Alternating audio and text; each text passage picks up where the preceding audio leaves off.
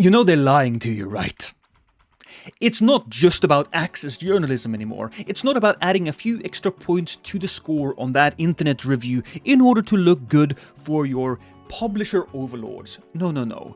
Now it's all about complete and utter AI-generated slop and lying to cover your own ass. Hello everyone, I'm lost, and I will admit, this got me a little heated. So very recently, Metacritic has removed a review on Resident Evil 9 because the writer, apparently, is fake. He's AI. He's a clanker. Now this review site is The Video Gamer, and I will spare you the annoying and trite writing for the most part, but I will read a little bit just so you know what type of slop we're in for. It happens like clockwork with every major Resident Evil Requiem leak, doesn't it? We worry about if the developers can balance the scales.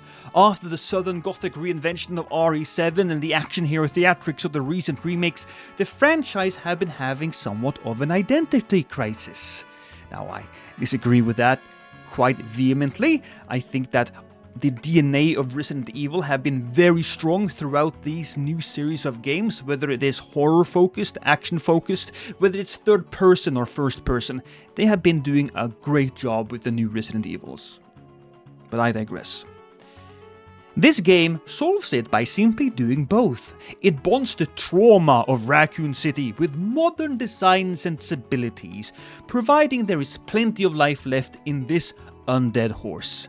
It frames the horror not just as a series of jump scares, but as a legacy that haunts its characters as much as it haunts our backlogs. Now this piece was written by one Brian Marigold.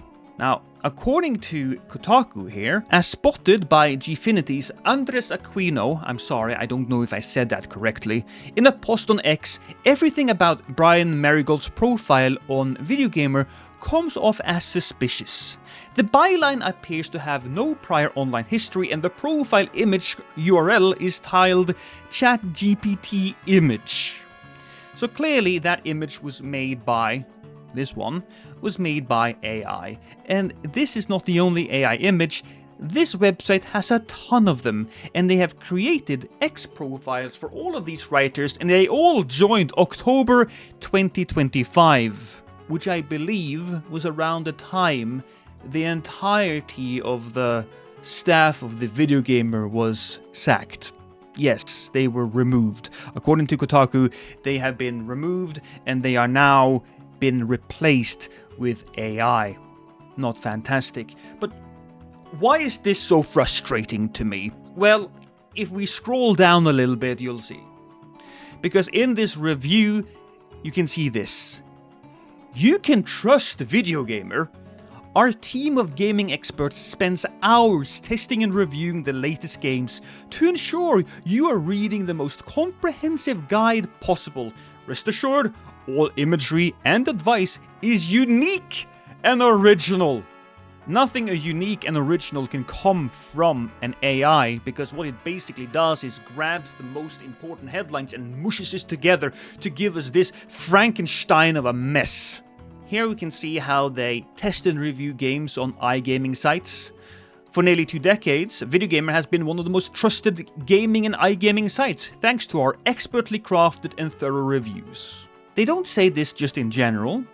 If we go back to Brian Marigold's profile, it reads, Brian Marigold is an experienced iGaming and sports betting analyst with deep appreciation for innovation shaping modern gambling and entertainment. Focusing on that and giving AI advice, that's morally dubious.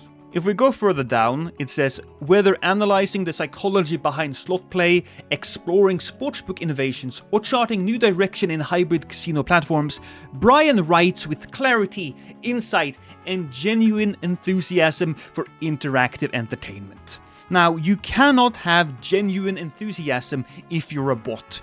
They don't have feelings. I don't care how much your AI girlfriend or boyfriend says they love you. It's not real. Writing this profile here as if he's a real person is, again, morally dubious, to put it lightly. In fact, I think they all suck. I think they should all be fired. They should just burn the entire fucking building. It being on its own separate website is one thing, but it's spilling into my Metacritic use. Now that's something completely different. Now that being said, we should give Metacritic some due here, because they were very quick to remove the AI writer and the AI reviews, and they have said that any website that gets caught posting AI reviews, they will have their partnership with Metacritic removed. Which is very necessary if you are to trust Metacritic, because, well, it's very easy for them to be overwhelmed by a bunch of AI bullshit. So never forget that the website covers its own ass by saying you can trust us. You can trust us! Anybody that says you can trust me, you can't trust. Trust me, bro.